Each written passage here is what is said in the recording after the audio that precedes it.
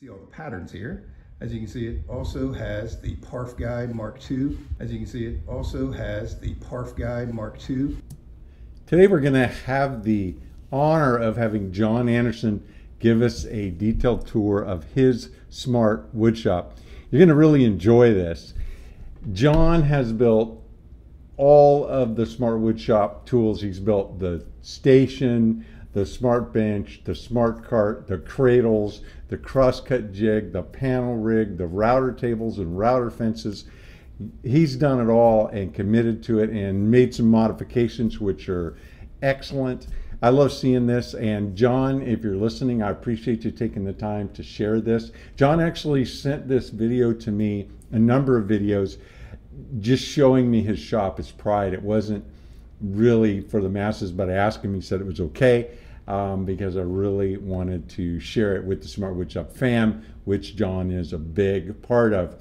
So I joined them together, and I hope you enjoy this. If you want to get any of the tools you see John using, the benches or any of that, or even the big Smart Woodshop for yourself, there's a link in the description of this video down below. All right, let's hear from John. Hi, Smart Woodshop fam. My name is John Anderson, and I just want to show you my Smart Woodshop today.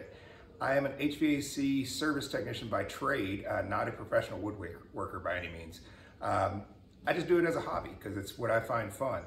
Started to do it as a necessity because, you know, whenever you're younger, you got to build things in your house to try to make it happen a little sooner than you have the cash to be able to do it in any other way. But then you find out that you end up spending a whole lot of money on tools and everything like that that probably could have just got the stuff done originally. But I got to custom build tons of stuff in my house, and it was amazing. I'll walk you through the actual wood shop. This is a 23 by 30 2.5 car garage that I get to use just for a wood shop, which is awesome.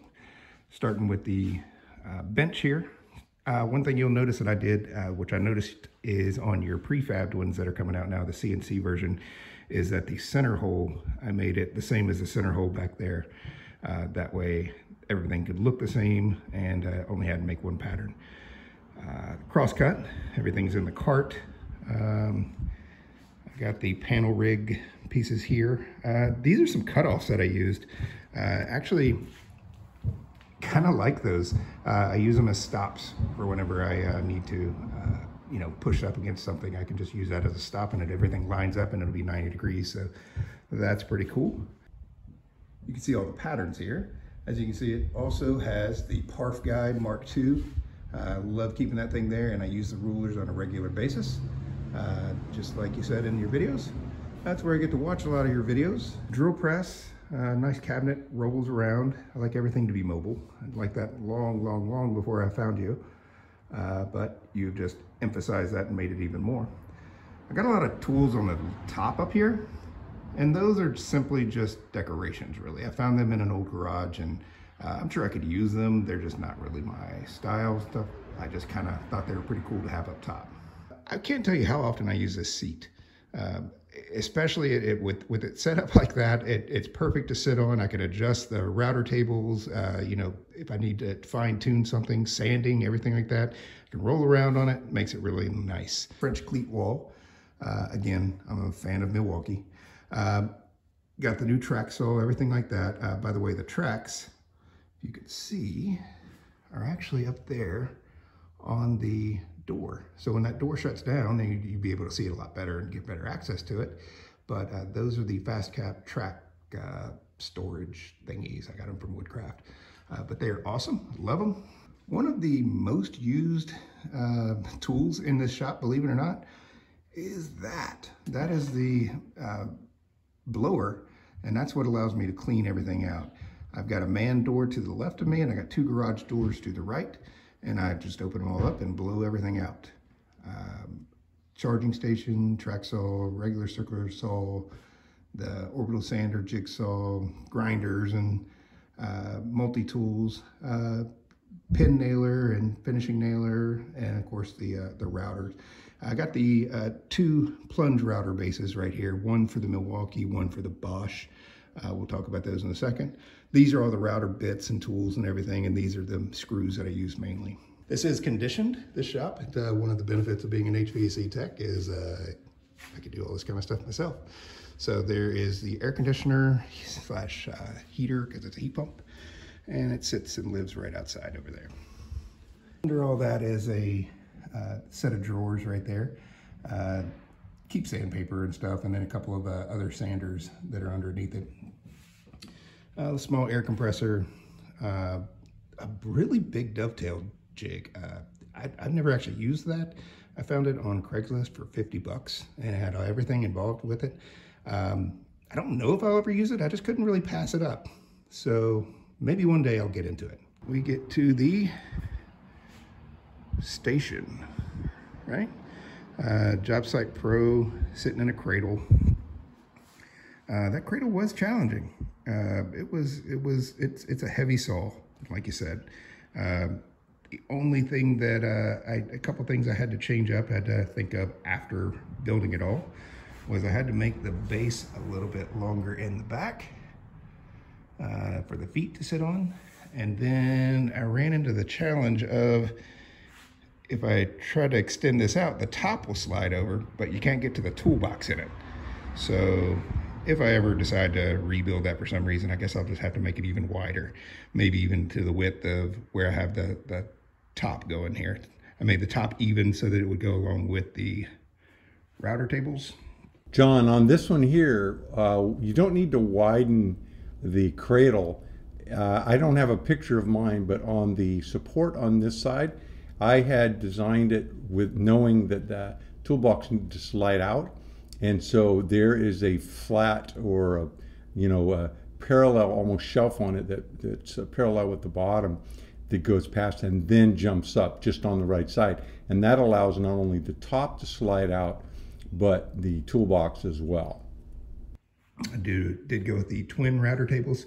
If I had this to do again, I would have just made it one sheet of wood instead of two.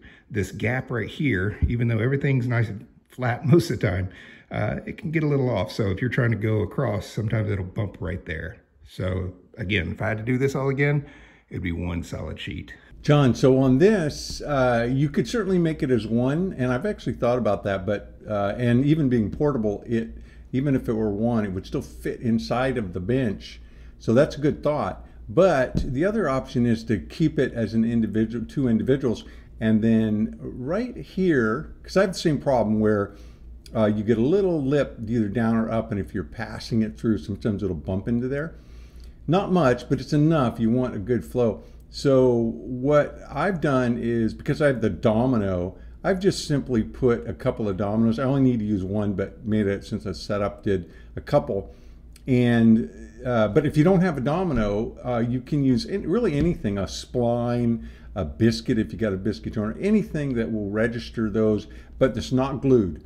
You just drop it in and when you're putting them together, and it'll hold those together. Again, they're really close anyway, but you'll get independent wood movement, stuff like that. So anyway, that's an easy fix there for you. Something I did different here in the slots is instead of going all the way through, I just went about halfway through with the hole and then made T-slot here.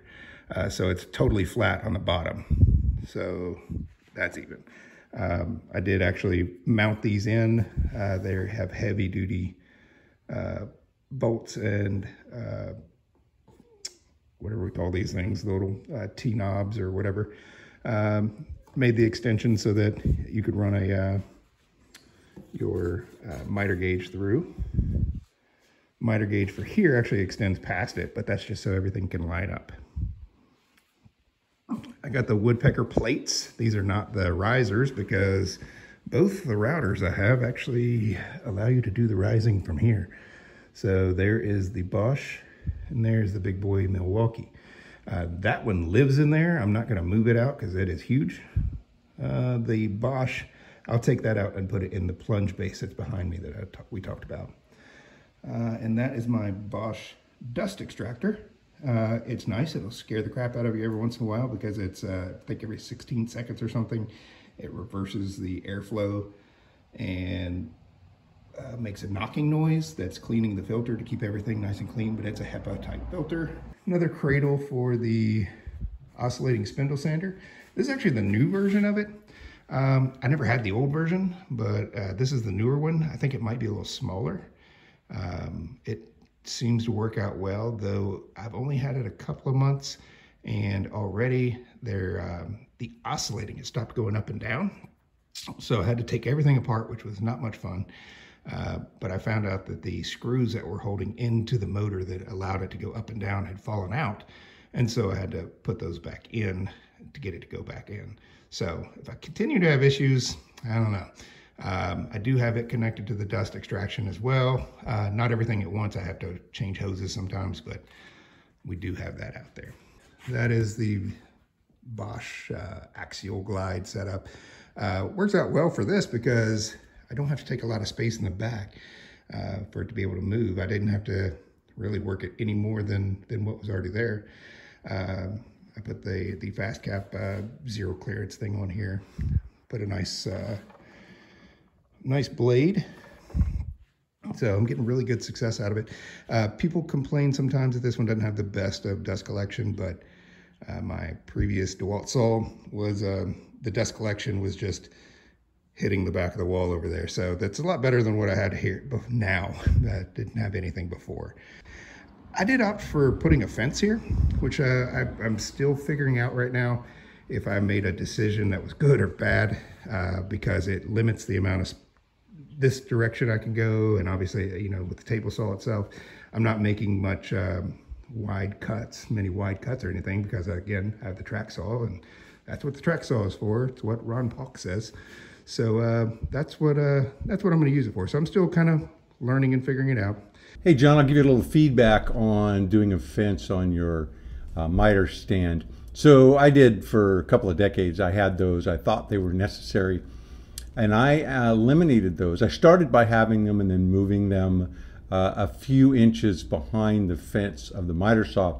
I realized that having these extended add no accuracy to the miter or the angles you're going to cut. In fact, if you're making good contact from along the fence, then that's your reference point. So it's going to cut good.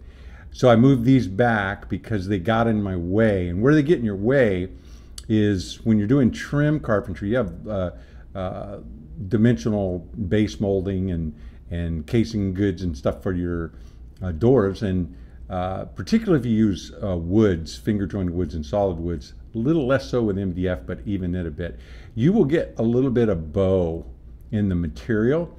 And then what you're having to do is force that material to sit flat against this fence so that you can get it flat over here. That can be tough. You can not get it right sometimes. So it actually, having these lowers, you're actually slightly in your angles when you're dealing with long trim molding.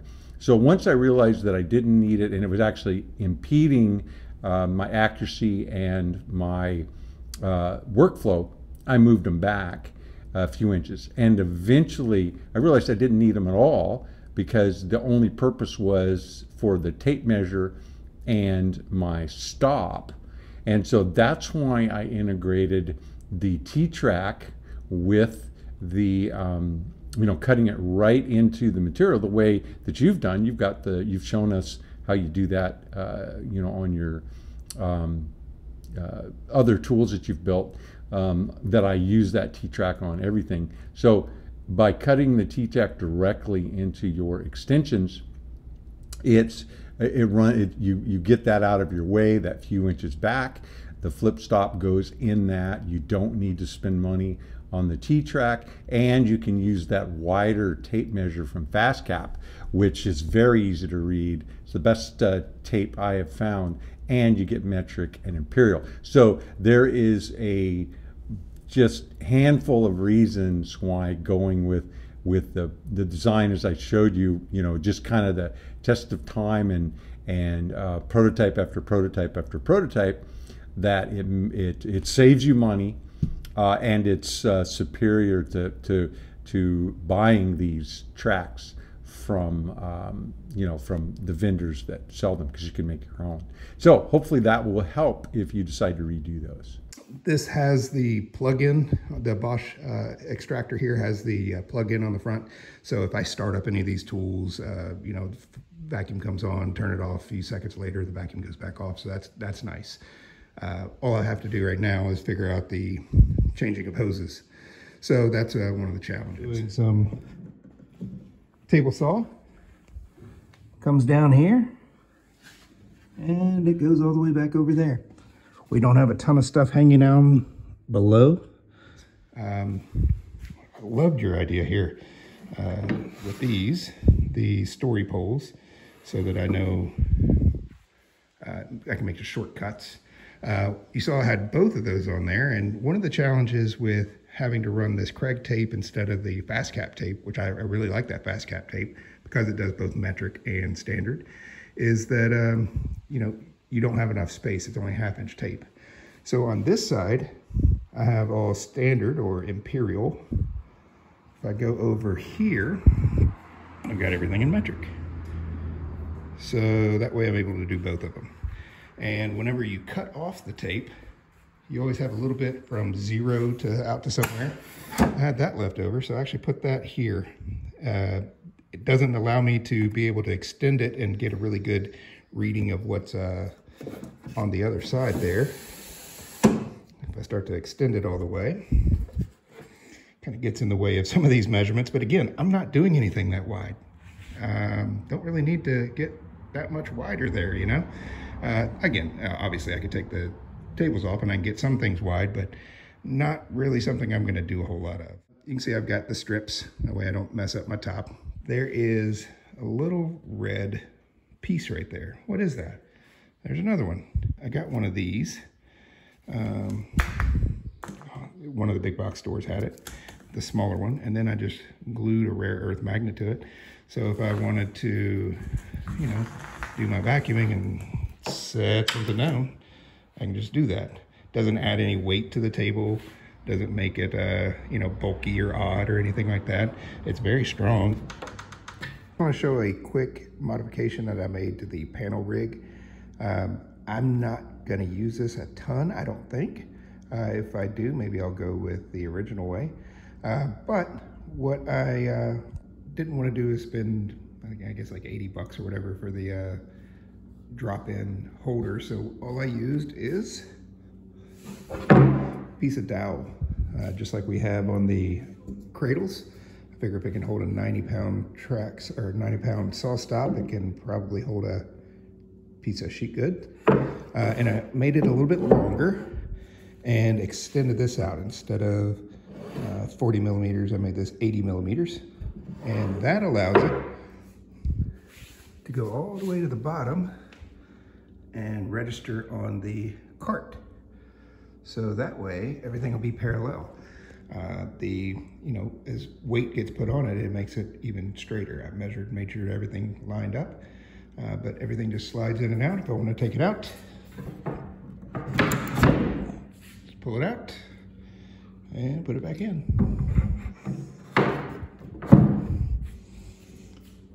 That smaller vise I'm going to put on top of here. I've seen how you had the one, same thing with the woodworking vise. I've got that coming in on Monday. Wood storage, I got a big vacuum over here that I actually found on Craigslist for a heck of a deal. Guy was selling the whole thing, everything here. I got it for 140 bucks. You know, and no, it wasn't stolen, first off. He didn't think it was running well. You know, he'd had it for about probably close to 18 years. I think it's from 2002. So I guess that would be 18 years, but he's had it for a while. And he thought that it wasn't running well. And I heard it and I told him, I said, it sounds like a capacitor from the issue that he was having. And he said, well, I don't have a use for it anymore, so you can have it for this price. So I went to Amazon and bought a new capacitor. That's that blue little cylinder there. And everything runs great. It also came with a remote start for it as well. This is 220. All the videos of you and all your boxes on your shelves, and we went out and got some of those as well because it was really handy. It keeps everything nice and clean. I told my wife that you know, in the garage here she could have exactly that much space, and the rest of this I get to play with. So this is my garage. Thanks for seeing my shop. I hope to get to see more of yours. Talk to you soon. Bye. Just shooting a short video of me using the dual router tables here. Go ahead and route the T-channel in. I've already done the 1/4 inch groove. And when you hear the router come on, it's connected to a Bosch dust extractor that will make a thumping sound. And that thumping sound is it just trying to clean the filter, keep suction up and everything. So here we go.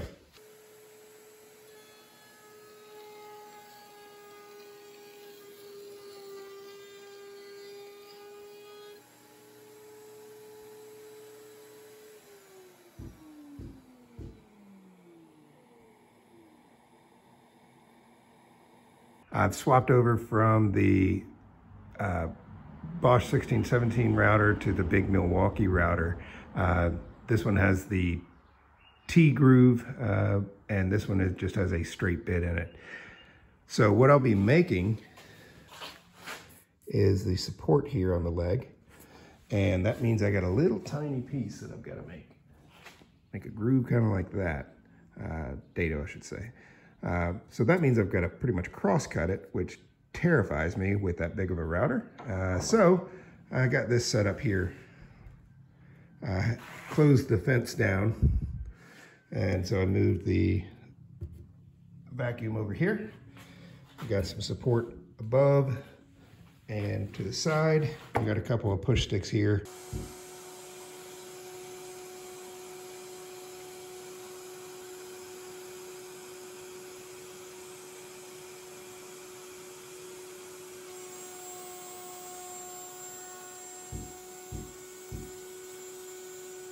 Okay, so a little technique advice for safety and efficiency here. You've taken the time to set up the feather boards, which is good. That keeps it a little safer, and you're using a push stick. What I would recommend is when you're doing a piece of material that's this short, better if it's all possible to rip a piece that's longer. Quite a bit longer than the width, so you're not really cross-cutting. Then you're sort of sending it through the rip direction. It'll be a lot safer, and you wouldn't need to take the time to set up the finger boards. You wouldn't need the feather boards. I mean, you wouldn't need those. And also, when you did that, I would recommend that instead of a push stick, you use a push block. You see me using those in my router tables all the time. Very similar to what you use on a joiner, so it's kind of a rubberized wide platform. You get a couple of them and you can sort of walk your way, and it keeps your fingers away. You'll push it right through. You'll be pushing it down on top of your cutter as well as up against your fence, so you'll get a really good cut. So it'll be safer. It's faster to set up because you're not having to set up these feather boards, and again, safer, more efficient. And then if you need them to be this narrow, then you just cut them on your miter saw after the fact. So you'll have the rip, say, cut through a 6-inch long piece, and then you just cut them the length you want. And in your case, you need 2 of these. So you had to do this operation twice, whereas if you did the other, you'd pass it through once and then cut the 2 pieces off that you need. Then the fall off, you could save it for something else or just throw it in the trash bin.